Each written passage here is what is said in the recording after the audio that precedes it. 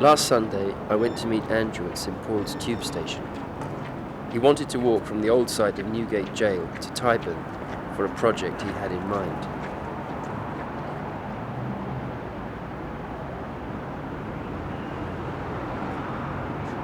This was the route along which condemned prisoners were taken to public hanging, a 2-mile journey that would take about 3 hours by horse-drawn wagon. He told me that at Tyburn, from the 16th to 18th century, there used to be a huge triangular gallows that could hang 24 criminals at once, known as the Tyburn Tree. Andrew was a Londoner like me. In the long time I had known him, he had often introduced me to areas of London I didn't know or I thought I knew. That day, he was interested in this forgotten route through the centre of London.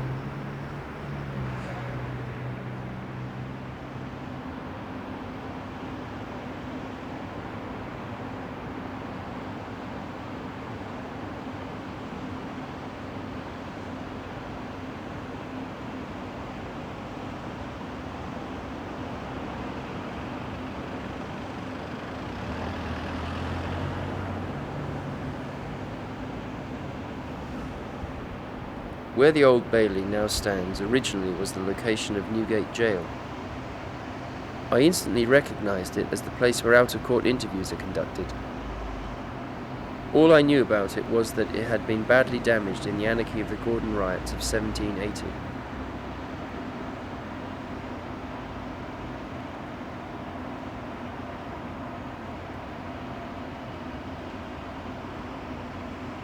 As soon as we began snooping around, we were stopped by a group of policemen. They asked what we were up to.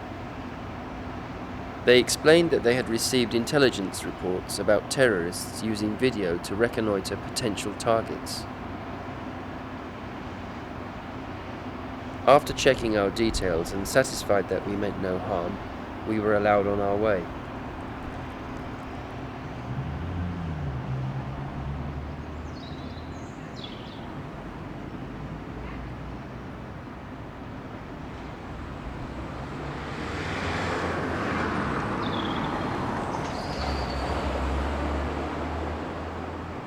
We crossed the road to the church of St Sepulchre to see the execution bell.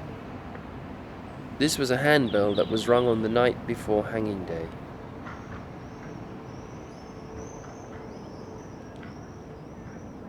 It turned out that the church was closed.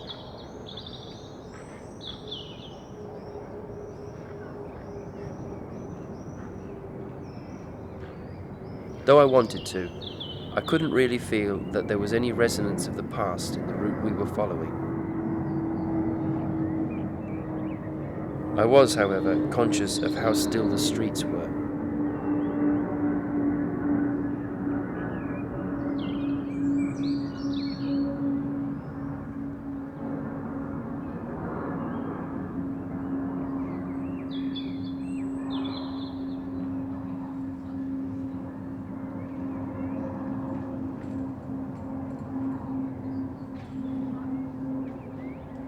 At the bottom of Snow Hill, we came across some empty buildings.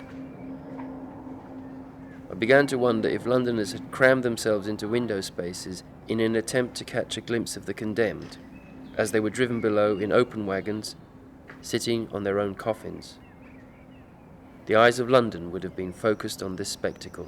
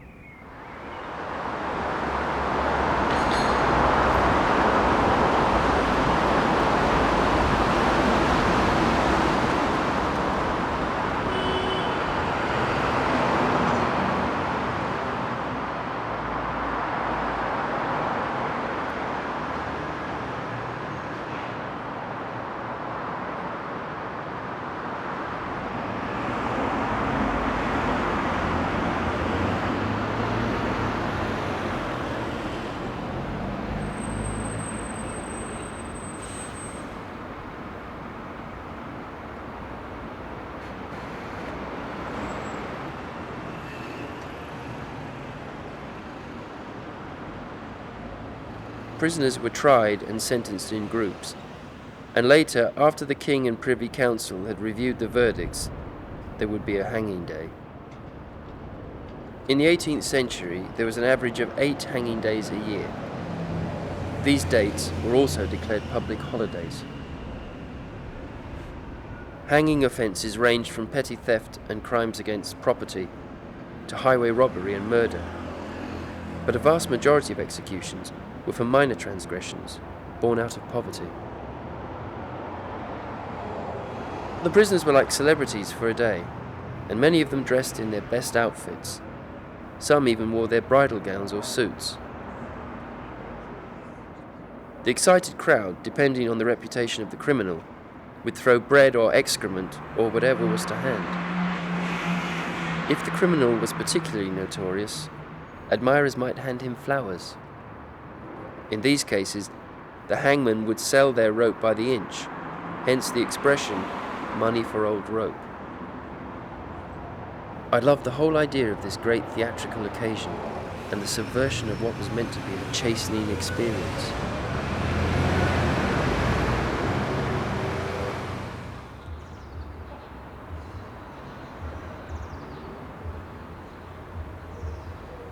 We reached St. Giles in the Fields. This was the place where the wagon stopped and the prisoners were handed jugs of ale from a nearby tavern. It marked the halfway point of the journey. The phrase "on the wagon" originally referred to these prisoners, because once they were back on the wagon, they would never drink again.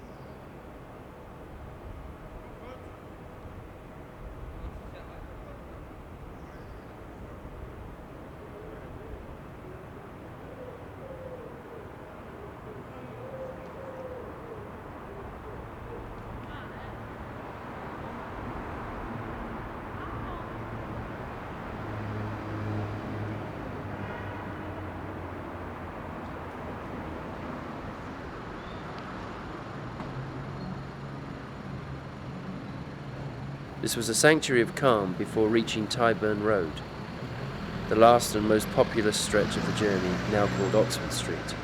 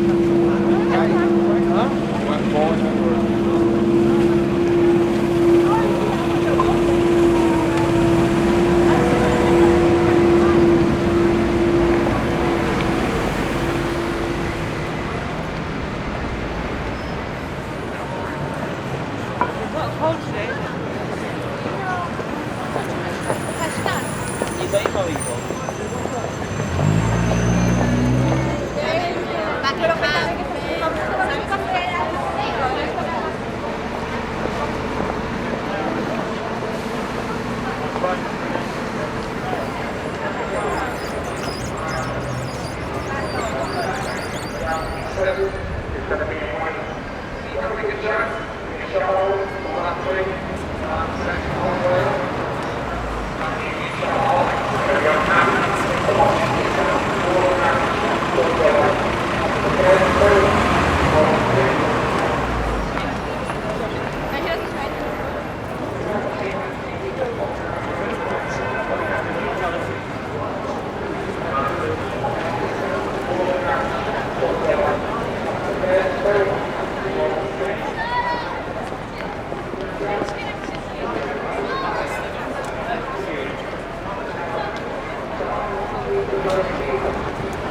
need to find a meaning for living. A reason for living. God is my reason for living. He's the one that died for me. That's what God is. God is your reason for living. And if you don't find a purpose to life, you're going to go through life all the sinning you ever went. You've got to make a choice. That's why God instructs the bride. Time is for others to try you. Because there's something strange that happens. If I participate in the suffering of Jesus Christ.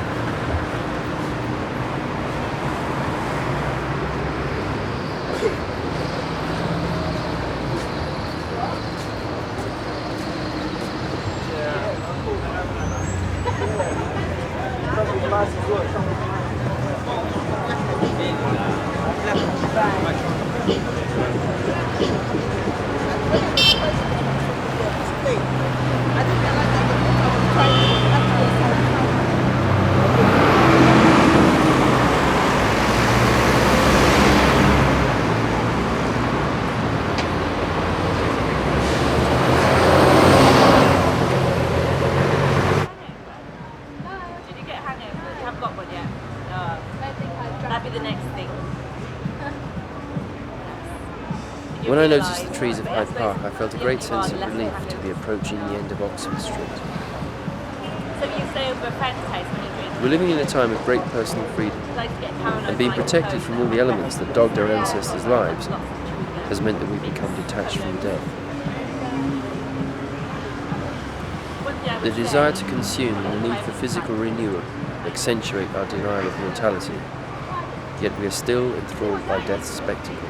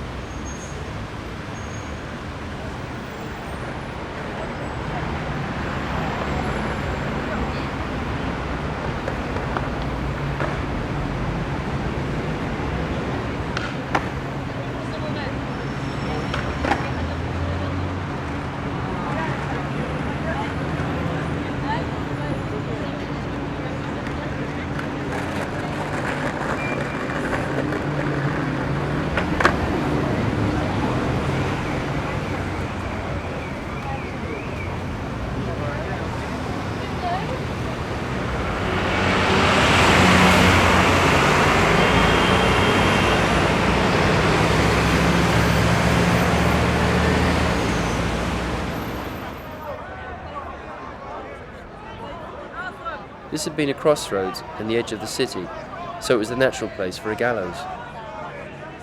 All echelons of society would be present for the day's finale.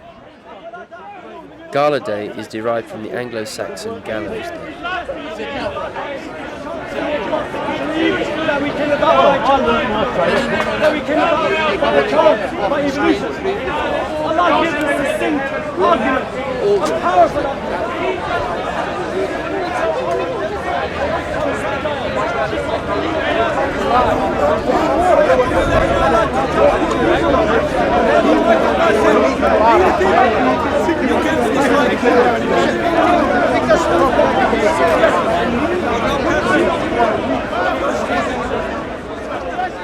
Here the condemned were granted the right to address the mob before their execution.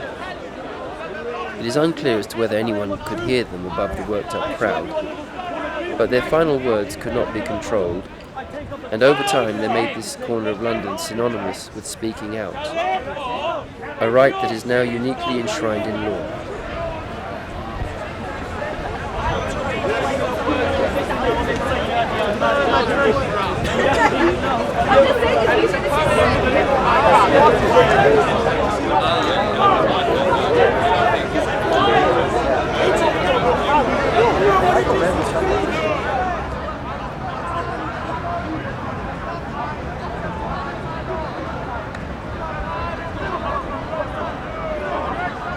Because you made the decision. That's all I'm here to warn you about. That is the reality. God honors your decision. And you can run around and cry, rescue, save, help. But the reality is that every individual is being thrown back on what they've chosen. Why do you have to have somebody else's God? Find your own. Find your own God.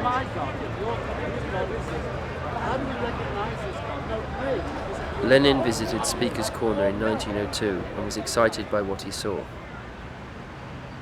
I'm sure, however, that he'd be saddened to find that now politics has been displaced by religion and serious debate by grandstanding.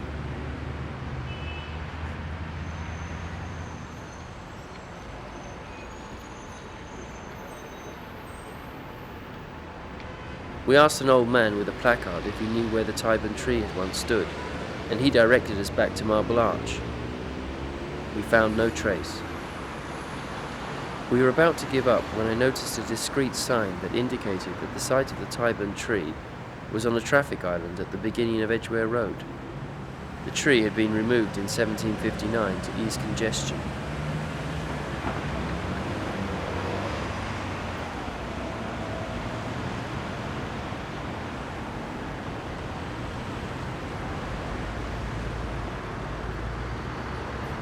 People were looking at us, wondering what we were doing.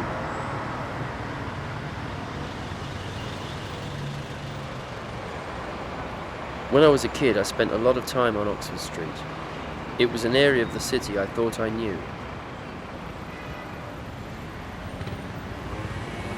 The city creates its own paths and covers them over, on and on in perpetual change, but little markers remain.